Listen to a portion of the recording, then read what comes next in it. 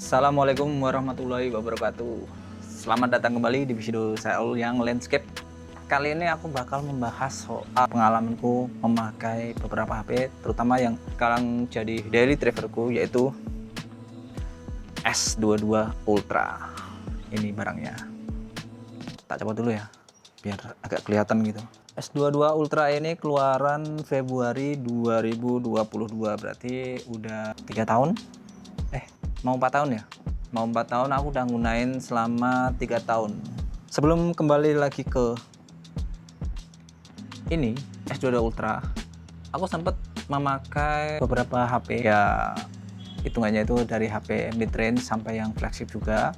Kalau dari diurut yang pertama-tama sampai aku kembali lagi ke Samsung dan pilih S22 Ultra. Jadi ini cerita awalnya ya, pakai Galaxy Mini pas waktu kuliah, terus aku pakai Galaxy S Advance dari Samsung juga.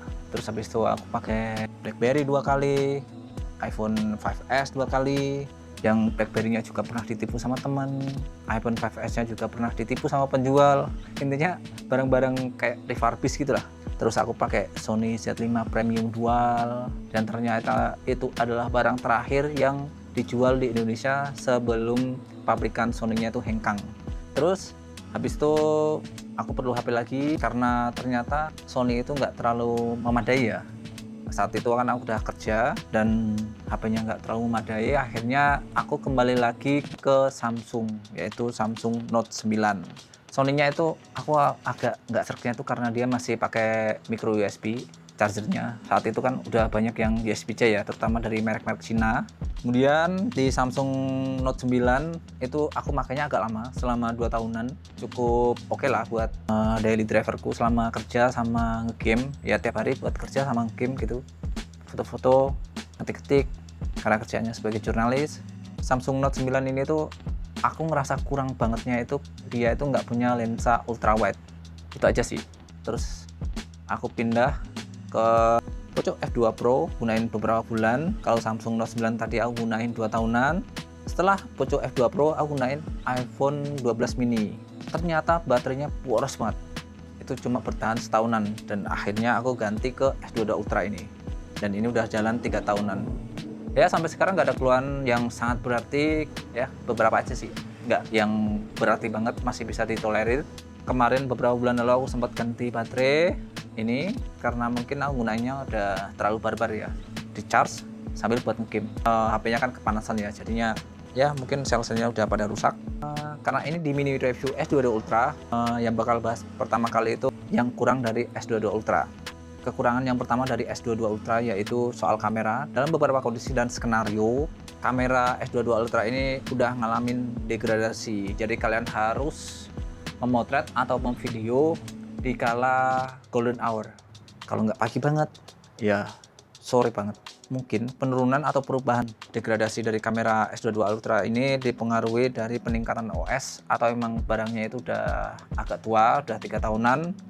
Tapi kalau di compare sama iPhone agak ini ya, agak beda ya hasilnya, terutama di videonya gitu.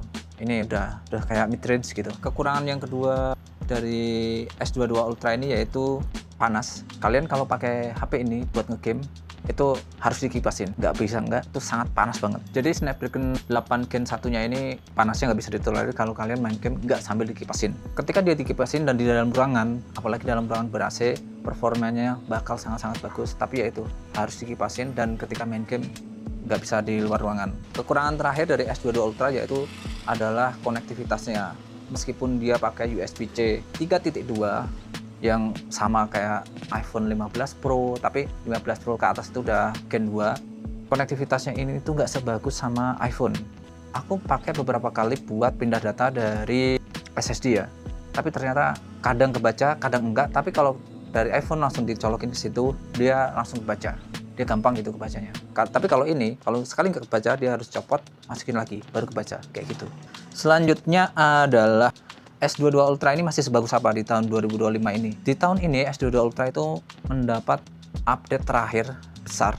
Dia sekarang udah pakai One UI 8.0 atau Android 16. Tingkat patch keamanan 1 November 2025, dan ini adalah OS besar terakhir sebelum dia itu cuma dikasih pembaruan keamanan aja. masih sebagus apa di 2025 ini. S22 Ultra itu dari segi konektivitas udah dukung koneksi 5G. Namun setelah bertahun-tahun menggunain, koneksi itu nggak selalu terhubung ya. Meski tinggal di Jakarta, apalagi di kota kecil kayak kota ini sekarang. Paling cuma wifi-nya yang kenceng kalau nyambung di router generasi kelima atau 6. Tapi S22 Ultra ini masih sangat mumpuni ya selama jadi HP utama untuk kerja, main game, sampai cuma scroll media. Layarnya sangat jelas, memanjakan mata. Jadi kenapa aku balik lagi ke Samsung? Ini cerita sedikit ya, dari awal HP Android masuk ke Indonesia, aku udah pakai Galaxy Mini tadi. Satu hal yang paling ngena adalah layarnya yang vivid, jernih, dan terang. Semakin kesini layar yang demikian yang ku cari, di samping mesin yang mumpuni dan sistem operasi matangnya. Selain itu, S22 Ultra juga masih sangat bisa diandalkan hingga kini. Aku tetap bisa ngikutin game kekinian meski harus dikipasin. Ya walaupun kadang sekarang itu setelah pembaruan terakhir itu agak-agak lag kadang-kadang, tapi RAM-nya yang udah 12 GB cukup bagus buat kalau kalian cuma buat ngegame. Jadi alasanku balik lagi ke Samsung itu layarnya ya. Layarnya itu sangat bagus sekali. Ini layar ini.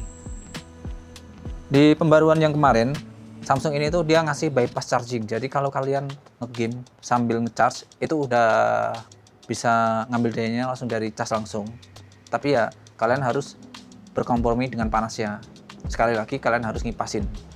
Pengaturannya ada di aplikasi Game Hub, karena HP ini cenderung sering panas ketika di charge dan sekarang dipakai. Jadi biar enggak terlalu panas, dan ini caraku buat terhindar dari garis hijau. Yaitu caranya itu cuma dikipasin. Jadi seperti itu mini review selama 3 tahunan terakhir aku pakai S22 Ultra. Bagusnya itu ada di layarnya, dia sangat bagus. Dan kita sebagai orang yang pakai HP kan pasti cuma mantengin layar ya.